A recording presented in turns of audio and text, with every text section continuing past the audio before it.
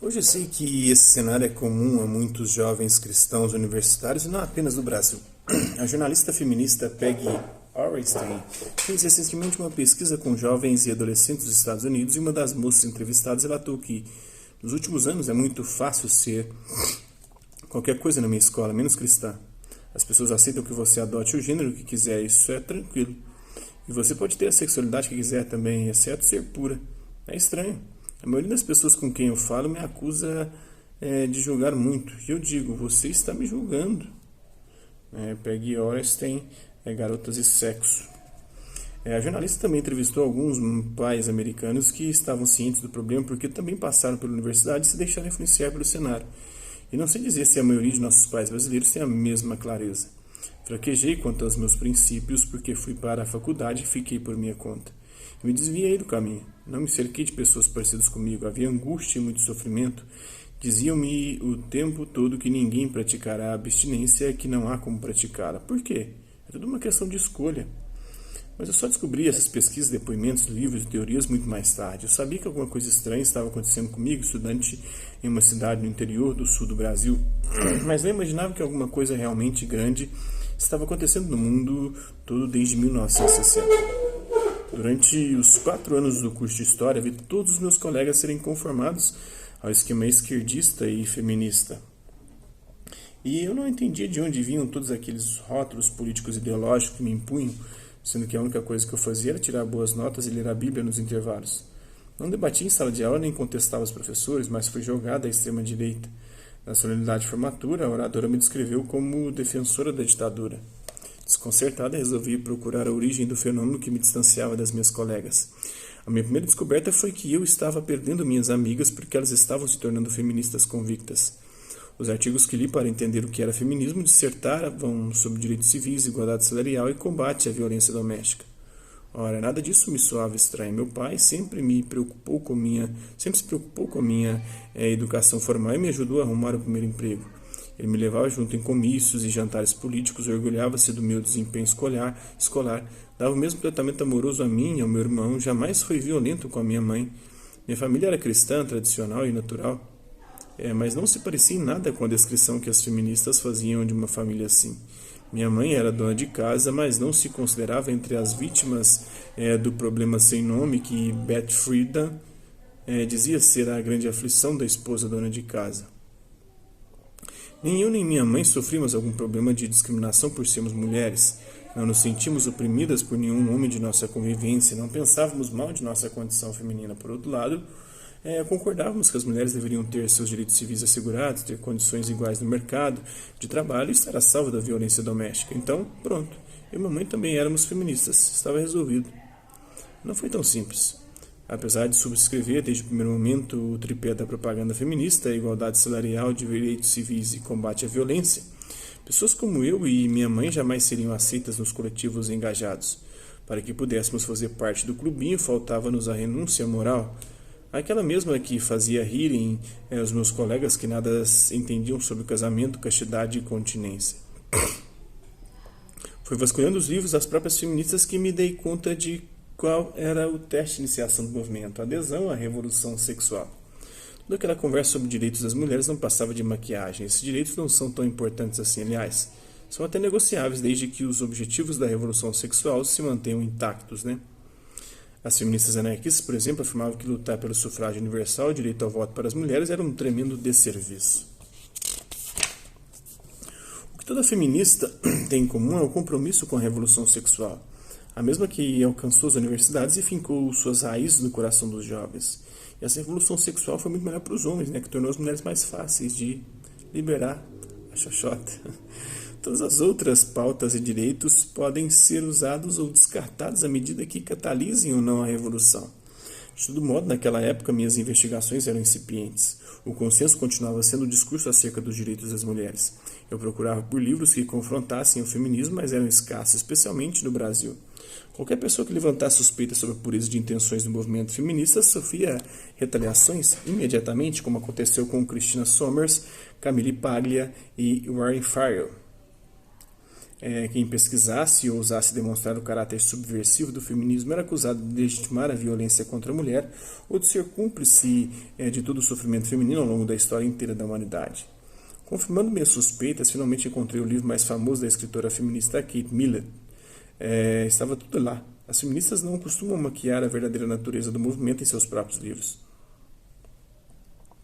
Para a autora da obra Política Sexual, a definição do feminismo está visceralmente atrelada a uma estratégia de modificação dos comportamentos sexuais. Para Millett, o feminismo é a formulação completa e satisfatória dos fins da revolução sexual. Algumas feministas socialistas de renome, como Alexandra Kollontai, que viveu entre 1872 e 1952, chegaram a afirmar que ser inserida no mercado de trabalho era quase uma condição escrava, melhor era ficar em casa. Outras celebridades feministas as contrariavam. Nenhuma mulher devia ser esposa e dona de casa, sob nenhuma hipótese. Elas divergem sobre essas pautas supostamente centrais no movimento: liberdade feminina, direito ao voto e mercado de trabalho, justamente porque não são centrais. E quando elas largam de ser esposa e dona de casa, elas colocam geralmente uma mulher para ser a esposa, dona de casa, do marido que é a empregada, Quando publicou essa confissão em 1969, a almejada revolução ainda era certa. Não fazia uma década que o anticoncepcional circulava entre as mulheres e os movimentos de contracultura eram muito recentes. Modificar os padrões morais e revolucionar a sexualidade ainda era um projeto. Hoje, contudo, o contágio ou estágio revolucionário está avançado e floresce em todos os países do Ocidente, inclusive no Big Brother, tirando todos os homens da casa lá e ficando só as mulheres feministas, Um dos livros mais recentes sobre o assunto, publicado em 2017, comemora o sucesso do projeto feminista, Trata-se do best-seller do New York Times em 2017, da jornalista Peggy Orenstein, prefaciado pela psicanalista brasileira Regina Navarro Lins, Garotas e Sexo, primeira edição da Rio de Janeiro, da editora Jorge Zahar, 2017, na página 8. A chamada revolução sexual começou no plano teórico com as ideias de pensadores como Freud. Segundo Freud, que viveu entre 1856 e 1939, foi médico neurologista conhecido como pai da psicanálise. Ao estudar emoções reprimidas, histeria e neurose, revolucionou a psiquiatria criando uma ponte direta com a sexualidade. Segundo ele, a maior parte dos problemas de repressão, de neurose e de histeria tinham um cunho sexual. E Reich, Wilhelm Reich, foi um médico, psicanalista e cientista natural. Ex-colaborador de Sigmund Freud e autor do famosíssimo livro A Revolução Sexual, publicado em 1936. Continuando com Herbert Marcuse, importante filósofo e sociólogo da Escola de Frankfurt, o alemão Marcuse, que viveu entre 1898 e 1979, é referenciado aqui pela sua obra Eros e Civilização.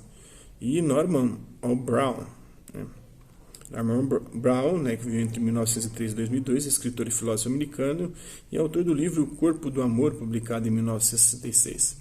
Mas ela só ganhou verdadeiro significado para a civilização ocidental quando atingiu grandes segmentos da população, modificando as mentalidades e principalmente o comportamento das pessoas. Os movimentos de contracultura, o movimento hippie, o movimento feminista, o movimento gay, constituem o início de um modelo ocidental radicalmente diferente do passado. Existem diversas formas de chegar à mesma conclusão, seja analisando a biografia das feministas ou consultando seus argumentos. É através da exposição desse projeto de revolução sexual como essencial, que alguns tentaram em vão contestar, que pretendo demonstrar a verdadeira identidade do movimento feminista, a qual tem mais a ver com engenharia social e subversão cultural do que com o reconhecimento dos direitos civis femininos.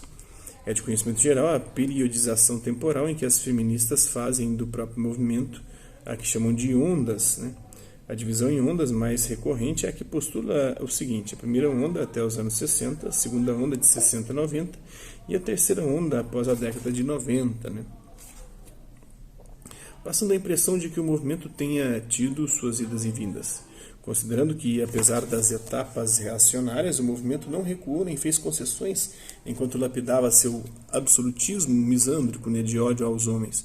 Escolhi tratar da trajetória dessa ideologia através de 5 fases sucessivas, demarcadas arbitrariamente: contestação, inserção, reprodução, subversão e aniquilação.